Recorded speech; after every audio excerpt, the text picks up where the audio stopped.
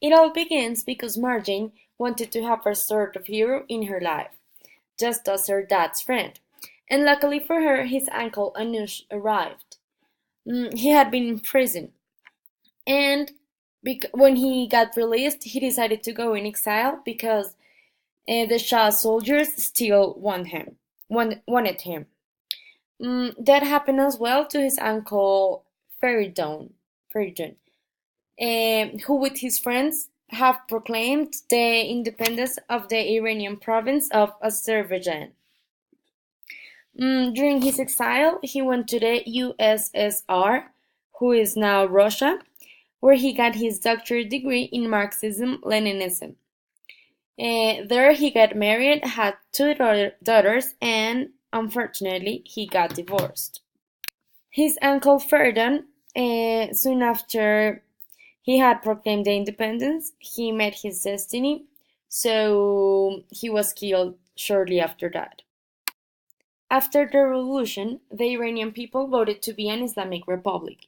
Because of this, a large part of her family and friends left the country, and with good reason, because now all the former revolutionaries became the sworn enemies of the republic and the deliverers of divine justice, who were a kind of group of people that were still loyal to the Shah or something like that, were killing them and imprisoning them, the former revolutionaries.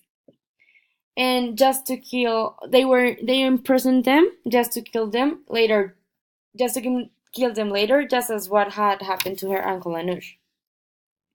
But soon after that, the fundamentalists had occupied the US embassy, they had closed universities, and have created new rules.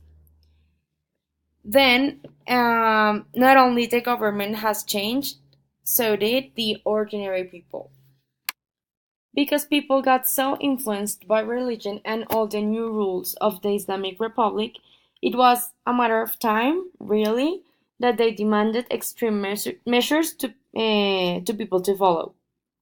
But despite all these changes, there was a remaining part of the population who showed their opposition to the regime by letting a few strands of hair to show.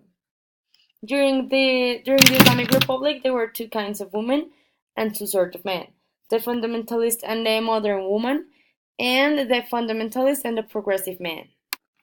And then the war began. It was Iraq versus Iran.